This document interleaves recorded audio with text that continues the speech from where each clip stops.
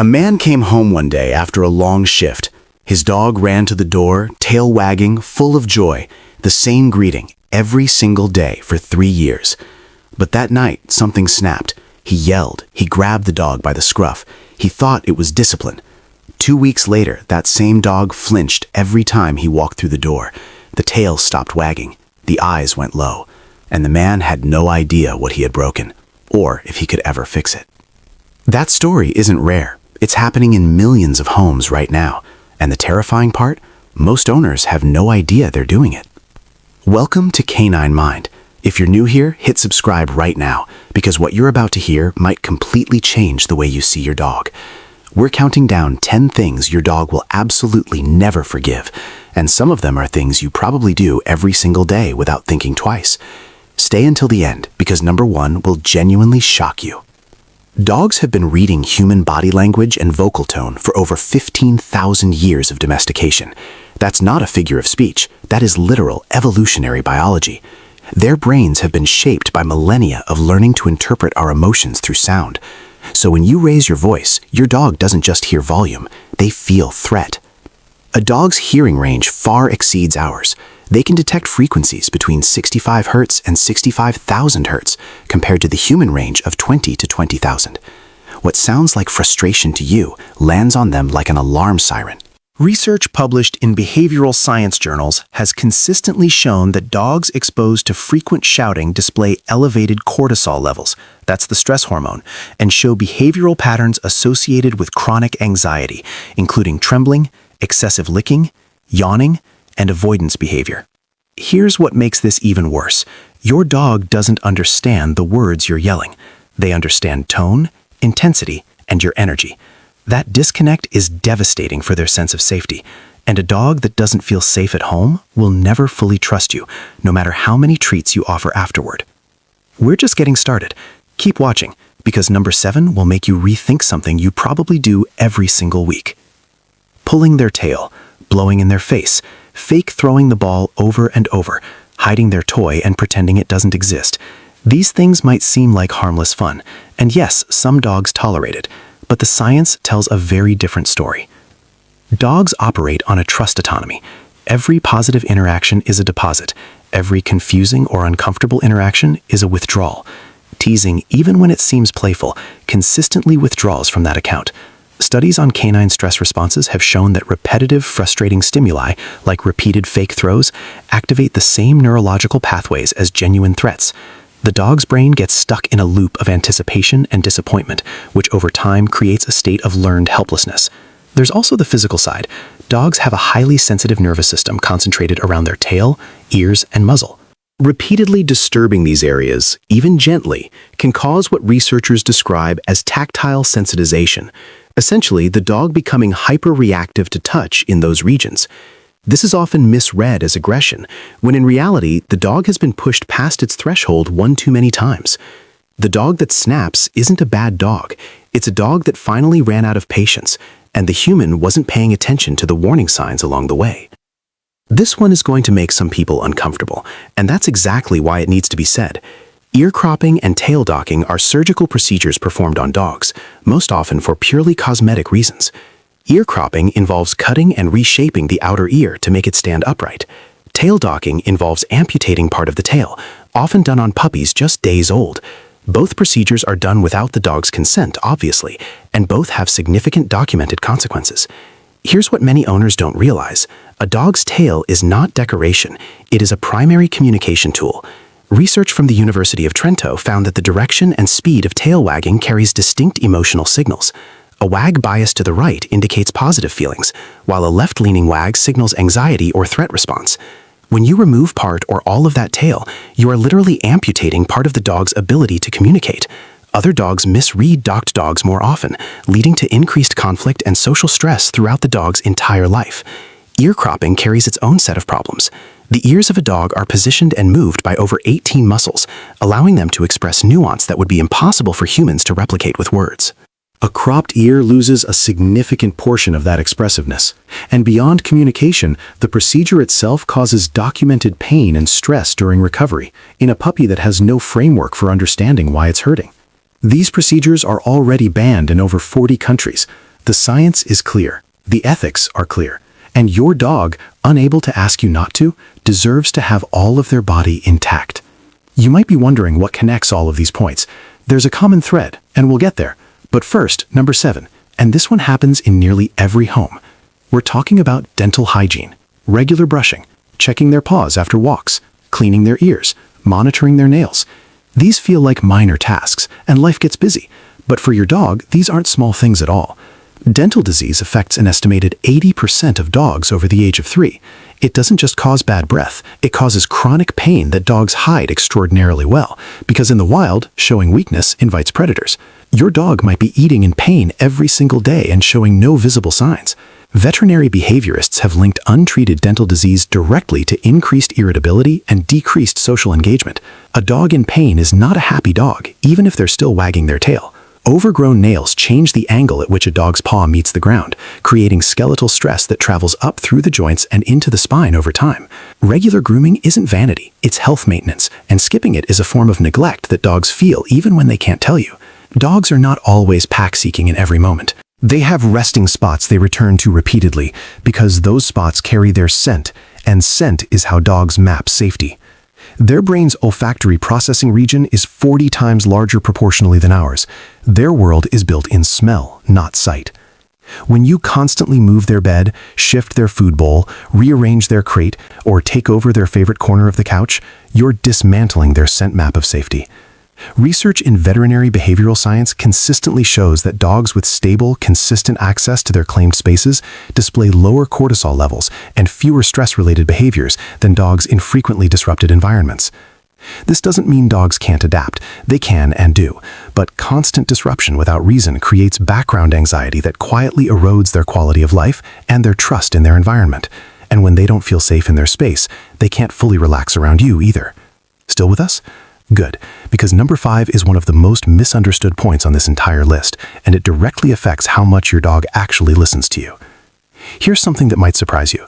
The most studied topic in canine behavioral science over the last 2 decades is punishment versus positive reinforcement, and the data is not ambiguous.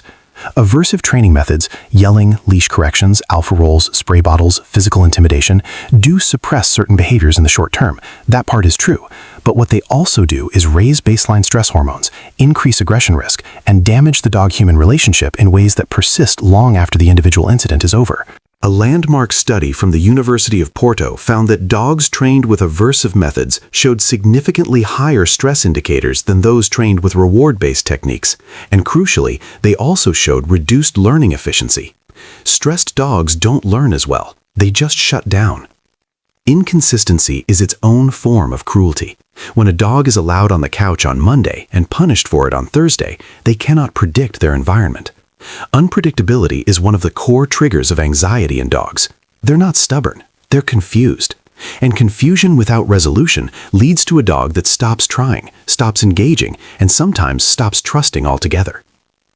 There's a version of rough play that bonds you and your dog, and there's a version that teaches them that biting human skin is acceptable, and you won't know which one you've been doing until someone gets hurt. Dogs naturally play through wrestling, mouthing, and chasing. These are hardwired instincts. But when humans use their hands and feet as toys, when they roughhouse without clear signals and boundaries, the dog learns that the human body is fair game for those instincts. A puppy bite is easy to ignore. The same bite from a 60-pound adult dog is not. More importantly, rough play without boundaries communicates social chaos. Dogs rely on structure. They feel secure when they understand the rules. Play that escalates without clear stop signals blurs the line between fun and threat. And when a dog becomes overstimulated, the shift from play to aggression can happen in a fraction of a second. Watch for flattened ears, a stiff tail, hard eyes, or a sudden stillness. These are not pauses in the game. They are warnings. And if you miss them, the dog will eventually stop warning you at all. We're almost at number 1, and we promise it's going to change how you think about your relationship with your dog. But first, number 3. Dogs sleep between 12 and 14 hours a day on average. Working breeds and senior dogs can sleep even more. And this isn't laziness, it's neurological necessity. Dogs experience both REM and non-REM sleep cycles. During REM sleep, the brain consolidates learning and processes emotional experiences, the same function REM sleep serves in humans. Those little twitches, the muffled barks, the running legs, that's your dog processing its day in real time. When you repeatedly interrupt that process, you are disrupting memory consolidation and emotional regulation. Chronic sleep disruption in dogs has been linked to increased reactivity, shortened frustration tolerance, and heightened anxiety. A chronically under-rested dog is not just a tired dog. It is a dog operating with a compromised ability to handle stress, and a dog that can't handle stress is a dog that becomes unpredictable. Let them sleep. Move around them. Give them a quiet place. That 18-second video you want to take of them twitching isn't worth what you're interrupting. We've all seen the videos. Dogs terrified by their own farts. Dogs stumbling under Halloween costumes. Dogs startled by fake hands or sudden air horns placed on the floor. And yes, they rack up millions of views because fear responses in animals look funny on a screen. But here's what the camera doesn't show you: the cortisol spike that follows the startle, the hypervigilance that sets in afterward, the way a dog begins scanning the environment constantly, waiting for the next inexplicable threat. Researchers studying canine anxiety have found that repeated exposure to unexplained startling stimuli, exactly the type caused by pranks, can cause lasting changes in how a dog assesses their environment. The home stops being a safe zone. It becomes an unpredictable space where threats appear without warning. Dogs in this stage show increased destructive behavior, increased resource guarding, and increased reactivity to minor stimuli. Costumes deserve a mention here too. Some dogs tolerate them. Many do not. A costume restricts movement, distorts their body shape, which disrupts how other dogs read them, and eliminates their ability to fully use their natural body language. For a dog that relies on physical expression to communicate, that's not dress-up, that's sensory and social isolation wrapped in a superhero cape. Your dog is not a prop. They're a living being that trusts you completely. Honor that. And here we are. The thing that sits at the top of this list, and probably the mistake most owners make with the best possible intentions. A new dog comes home, a new baby arrives, a new partner moves in, a new dog joins the house, and the instinct is to introduce them immediately, enthusiastically, right now, because you're excited and you want everyone to just get along.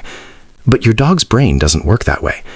Dogs are social animals, yes, but they are also neophobic by nature, meaning new things trigger caution before they trigger curiosity. Their primary sense is smell, not sight. They need to process a new presence chemically before they process it visually.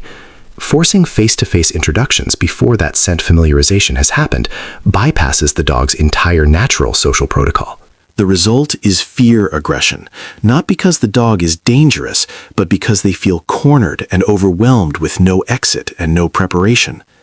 Research on canine social behavior consistently shows that gradual introductions, where scent is exchanged first through objects like blankets or toys before any visual contact occurs, result in dramatically lower rates of conflict and dramatically higher rates of successful bonding.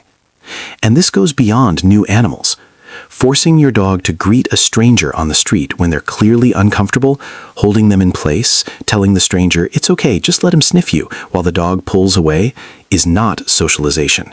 It is a forced interaction that confirms to the dog that their signals are meaningless. A dog whose stress signals are repeatedly ignored will eventually stop signaling and go straight to the response that actually works: a growl, a snap, a bite. The most loving thing you can do for a dog meeting something new is to give them the ability to choose. Let them approach on their own terms. Let them retreat if they need to. Their trust in you grows every single time you respect their limits. Every single item on this list comes back to one thing: your dog is always communicating with you. The flattened ears, the yawn in a tense moment, the whale eye, the tail position, the slow blink. They never stop talking. The question is whether you're listening. If you've made some of these mistakes, and almost every dog owner has, it is not too late. Dogs are extraordinarily forgiving animals, but that forgiveness has a limit, and the best time to start paying attention is right now. If you want to go deeper, watch our next video where we break down the 10 behaviors that prove your dog sees you as part of their pack. Some of them will completely surprise you. Subscribe to Canine Mind so you never miss a video, and leave a comment below telling us which one of these hit closest to home.